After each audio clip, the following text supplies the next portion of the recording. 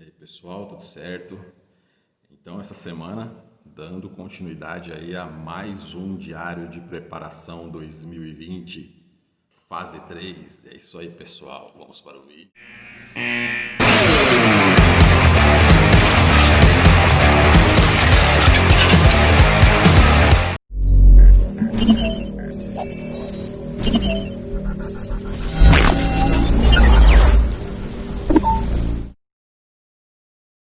aí, rapaziada, tudo certo?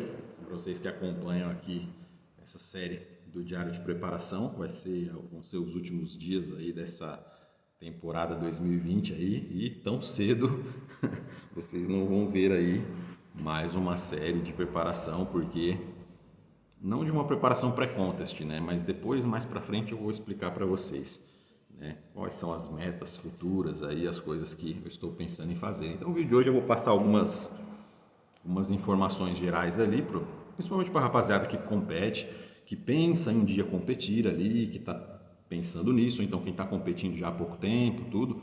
Eu vou tentar passar algumas coisas aqui que eu vou estar fazendo.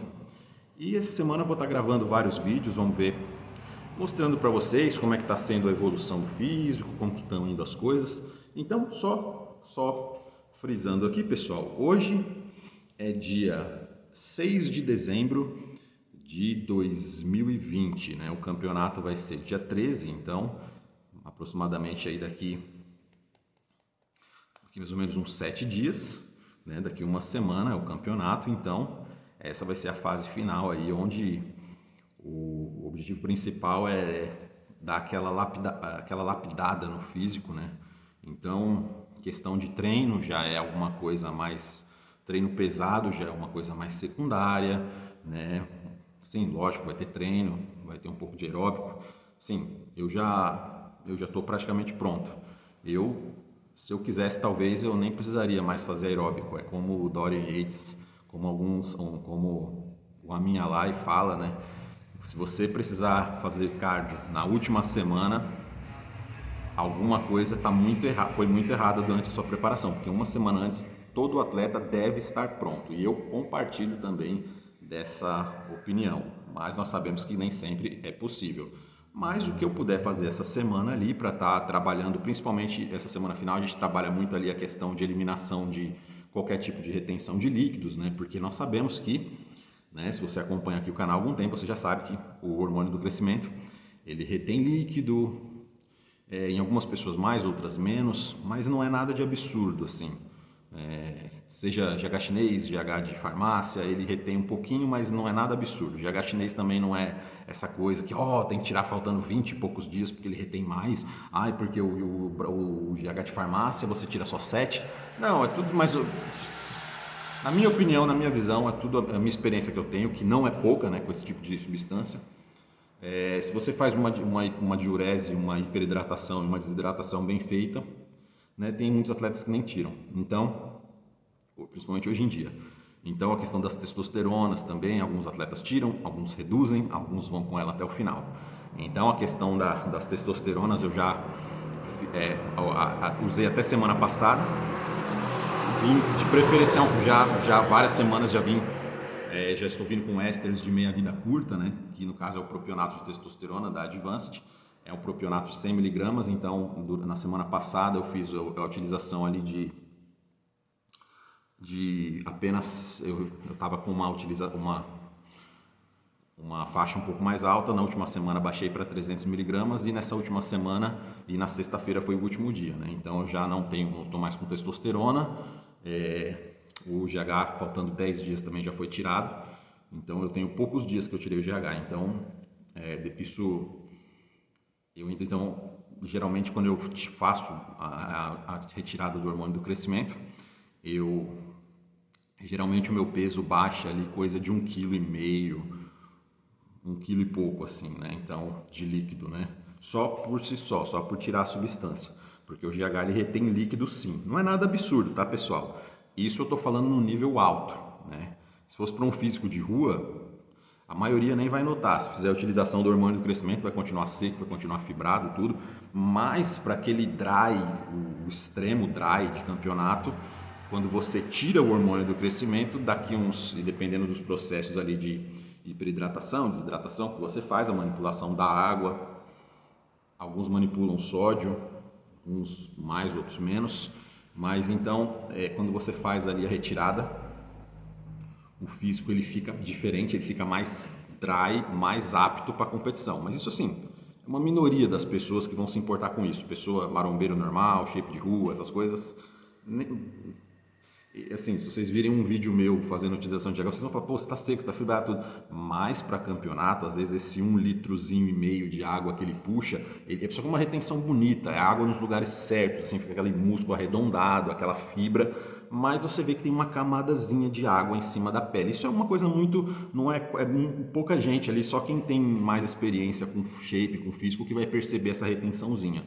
E testosteronas é um pouco relativo, tem atletas que eles tiram mais tempo, tem atletas que vão até o final, tem atletas que reduzem, como eu já falei, tem todas as vertentes e tudo pode dar certo nesse caso.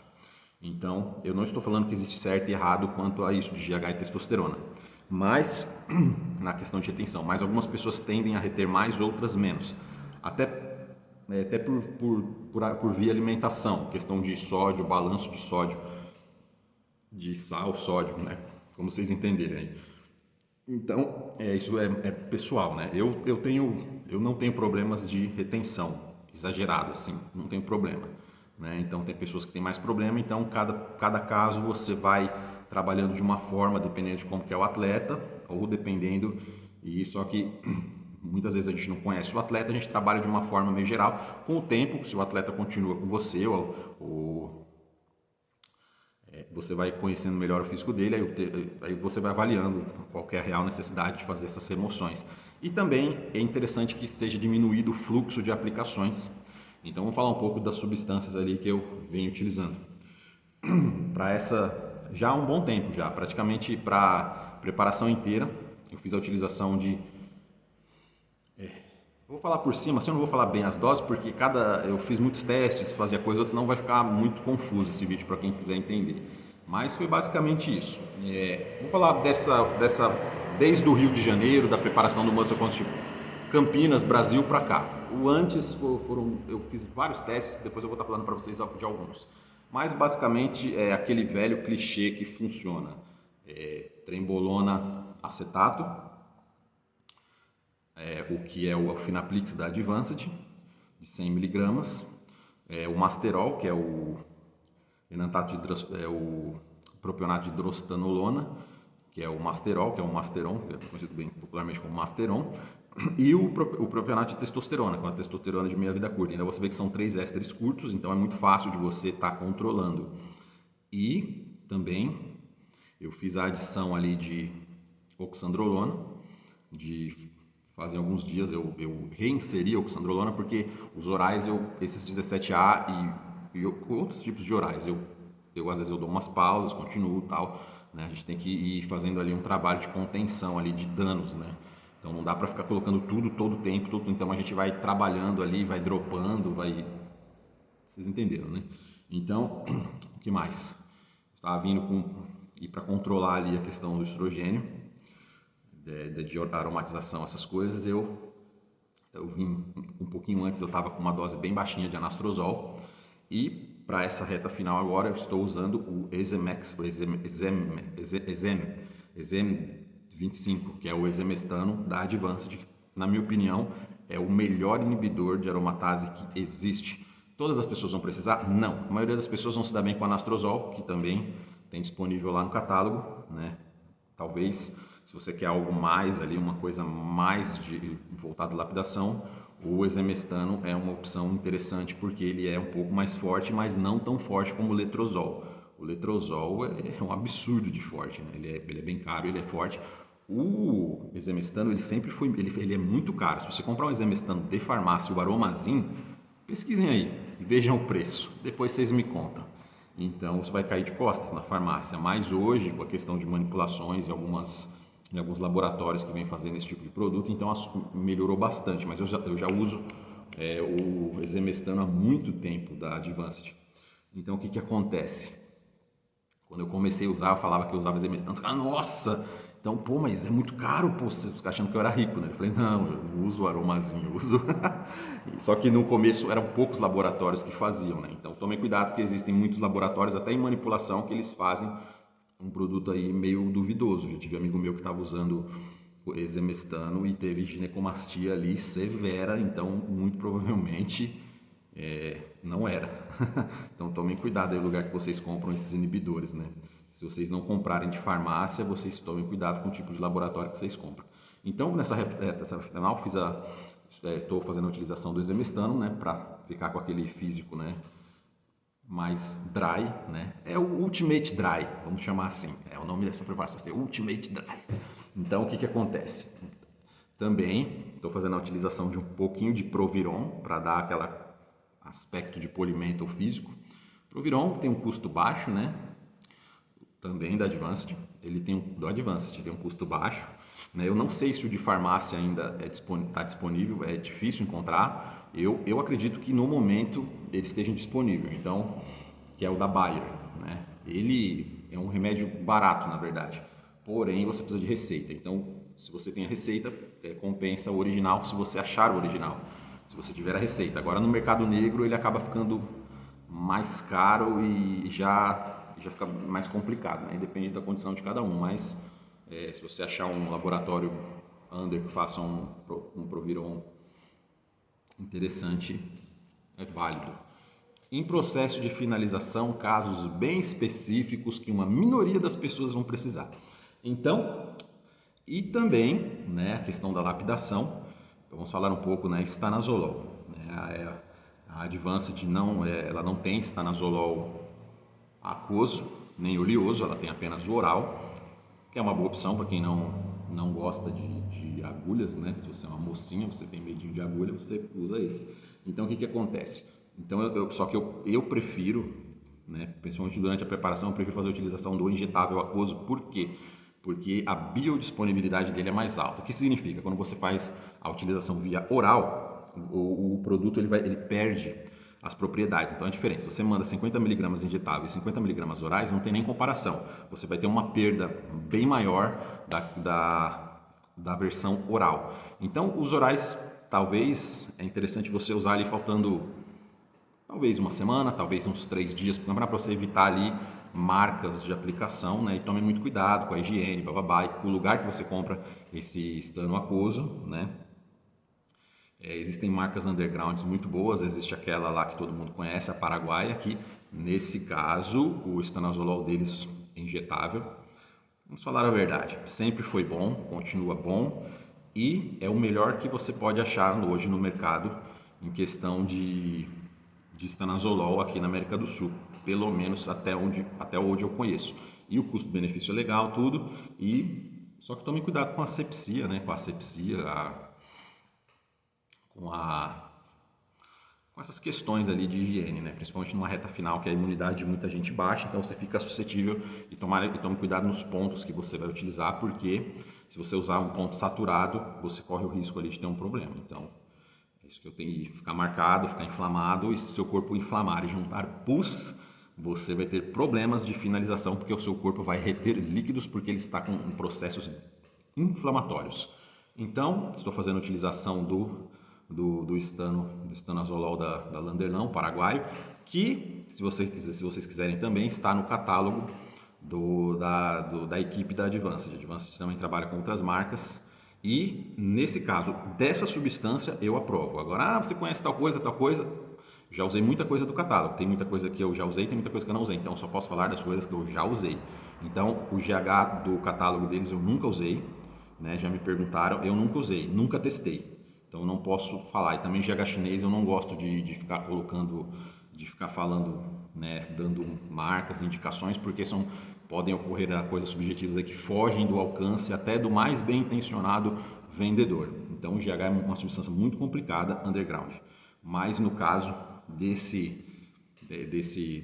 estanazolol da Landerlan, estanazolol, já fiz vídeos aqui falando que é o pior esteroide do mundo, e continuo com essa opinião. Porém, em aspectos de finalização, ele é talvez um dos melhores, se não o melhor componente para finalização.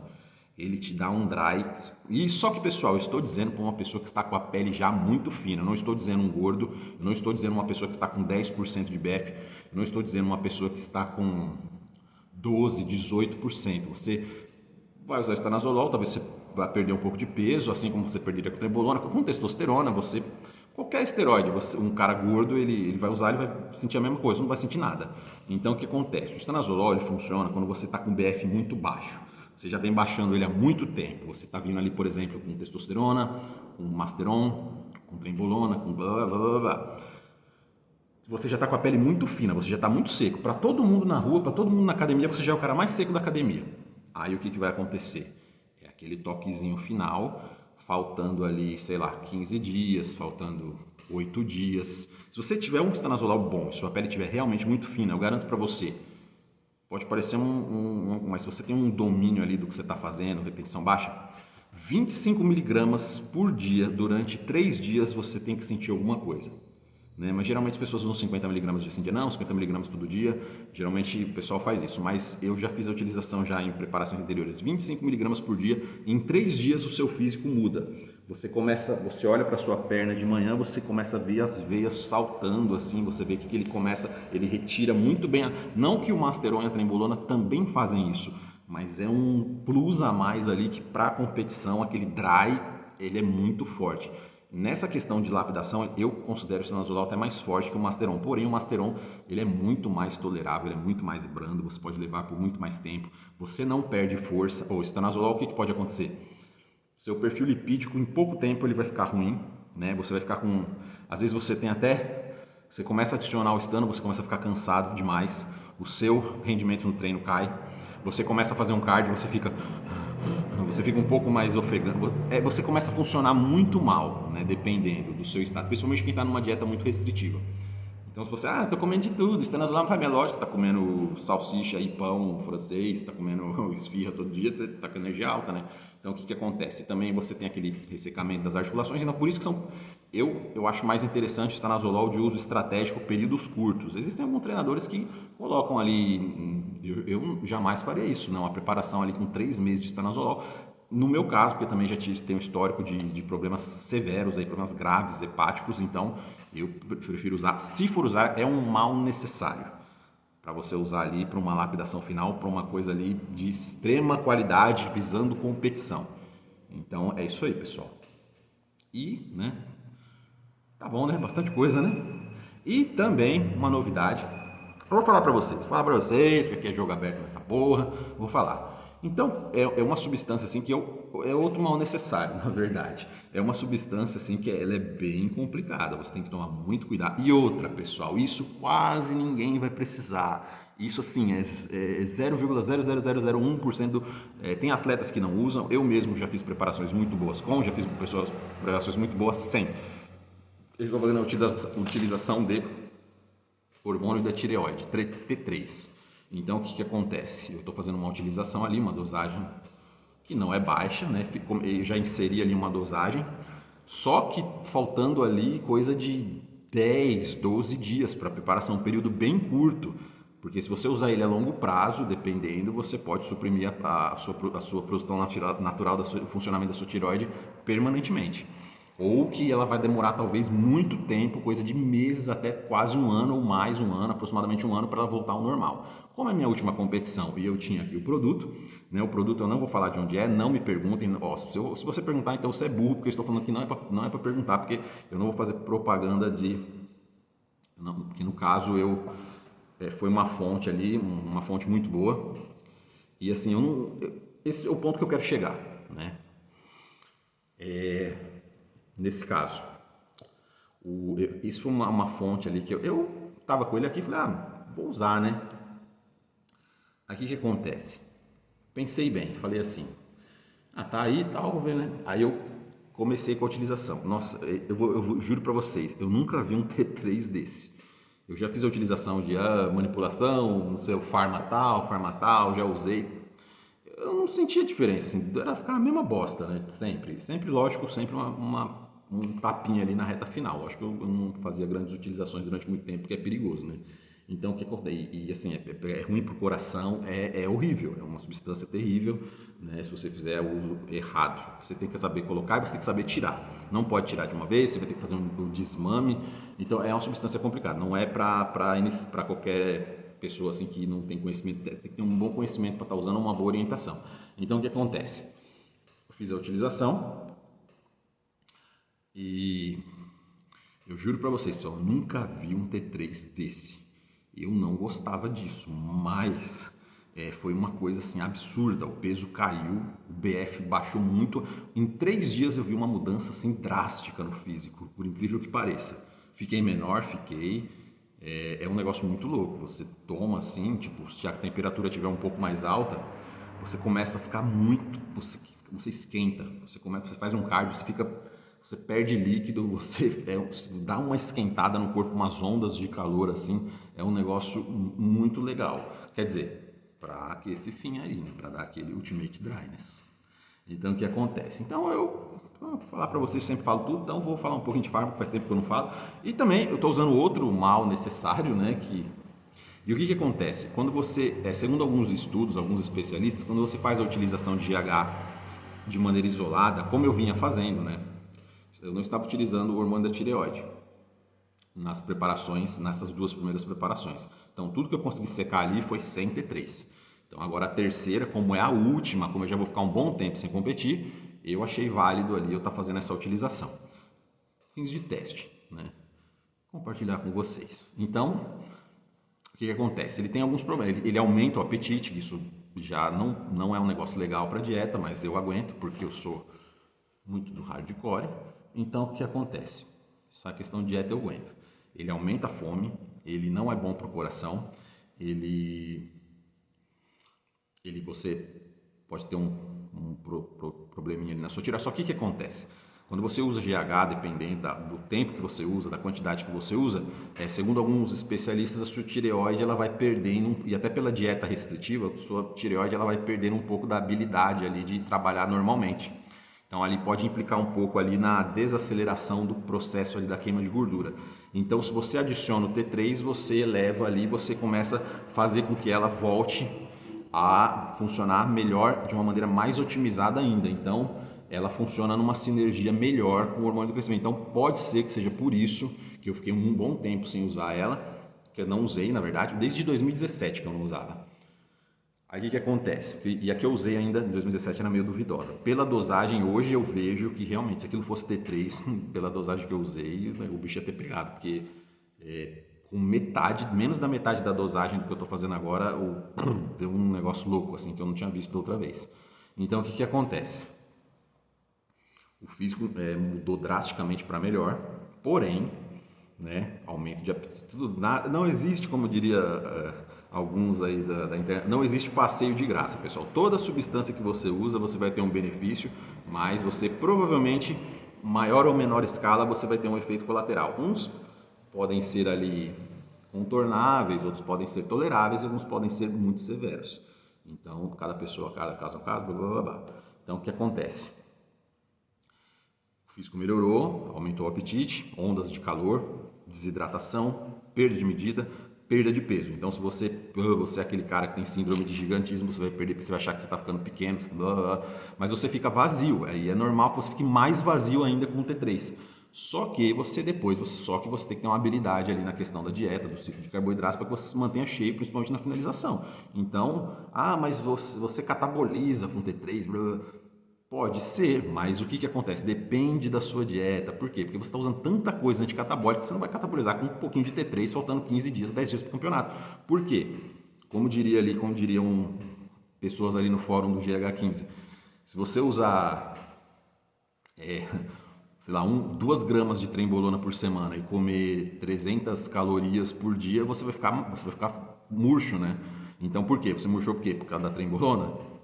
Então é a mesma coisa com o T3, você tem que ter uma certa habilidade ali na condução da dieta, só que com certeza você vai precisar de um pouquinho mais de proteínas, você tem que saber mexer em todo o contexto. Então é um negócio meio complicado, não é tão fácil como parece. Então, vamos falar mais de alguma substância? Vamos, que ficou faltando. O Ultimate Dryness é assim, pessoal. E assim, se vocês que querem trabalhar comigo, não fiquem achando que eu vou... Isso é para uma minoria da minoria da minoria.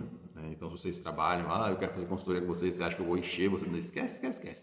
Porque a maioria não sabe, não tem 2 meses de dieta na vida, não aproveitou nem a fase inicial do inicial, não fez nem o prézinho e já está falando da pós-graduação da faculdade. Então, tem que saber, né? Tudo no momento mais certo você vai ter mais resultado, você vai sempre conseguir evoluir bem mais ali no final da ponta no final da linha lá na frente.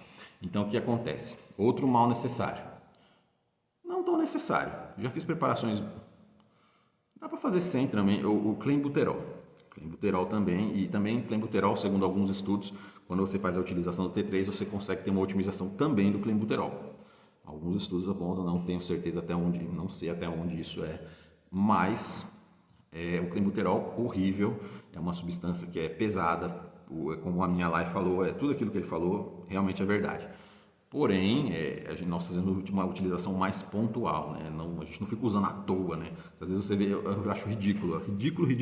Você vê um cara que nem dieta faz, está com a pele grossa, aí chega tipo de setembro, outubro, novembro, ele compra um clenbuterol e assim, continua comendo normal, continua comendo a pizza, a esfirra, a cara de bolacha miserável, nem baixou o BF, nem baixou o RT, não faz nada. E adiciona o clenbuterol. Vai perder um peso? Pode e tal, mas vai continuar gordo, vai continuar zoado, vai continuar a ceninha de ombro, o ombro não vai fribar, nada. Uma merda. Gordo, miserável. Aí o que acontece?